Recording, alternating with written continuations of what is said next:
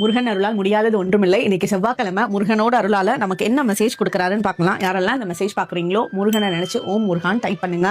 இந்த காலகட்டத்தில் உங்களோட சேமிப்பு உருவாகக்கூடிய டைமாக இருக்குது. நீங்கள் சிறுக சிறுக ரொம்ப நல்லா சேமிப்பை வந்து பெருசாக உருவாக்கிடுவீங்க.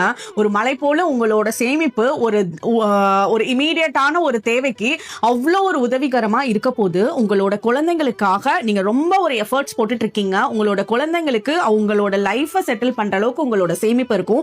உங்களோட குழந்தைங்க வந்து உங்களோட சேமிப்பில் மட்டுமே என்ஜாய் பண்ண போகிறதில்ல. அவங்க வந்து உங்களை பார்த்து நிறைய விஷயம் இப்போ கற்றுட்டு இருக்காங்க.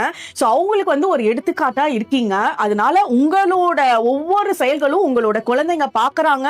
அதே மாதிரி உங்களோட குழந்தைங்களை நீங்க வந்து எங்கேயாவது விட்டுட்டு வெளியே போற மாதிரி இருக்கு. உங்களோட குழந்தைகள் வந்து ஏதாவது தொலைதூர பயணம் போயிருக்காங்க அப்படின்ற பட்சத்துல அவங்கள நினைச்சு நீங்க பயப்படணும்னு அவசியமே கிடையாது. முருகனோட அருள் இங்க ரொம்ப நல்லா இருக்கு. நீங்க உங்க குழந்தை மேல வச்சிருக்கிற ஒரு எப்படி சேஃபா இருக்காங்களா அப்படின்ற ஒரு இதை விட முருகனை நம்புங்க. அவர் சேஃபா உங்களோட குழந்தைங்களை ஒவ்வொரு இடத்துலயுமே பாத்துக்கிறாரு.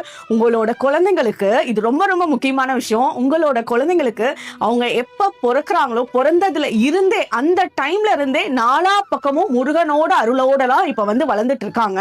அவரோட பிளெஸிங்ஸ் உங்களுக்கு வந்து இப்ப இருந்தெல்லாம் இல்ல, நீங்க எப்போ மனசுல நினைச்சிட்டீங்களோ அப்ப இருந்தே தொடர்ந்துட்டு இருக்கு. சோ முருகனோட அருள் வந்து எல்லா பக்கமும் எல்லாருக்குமே அவங்களோட ஃபர்ஸ்ட் வந்து மைண்ட்ல வர்றது குடும்பம் தான். உங்களோட குடும்பத்துக்குள்ளே மீன்ஸ் நம்மளோட குடும்பத்துக்குள்ளேயே இவ்வளோ வந்து ஒரு நல்ல ஒரு அருள் இருக்கு. அதனால அந்த சந்தோஷத்திலேயே நம்ம முருகனுக்கு தேங்க்யூ சொல்லி ஓம் முருகான்னு சொல்லலாம். ஓம் முருகா.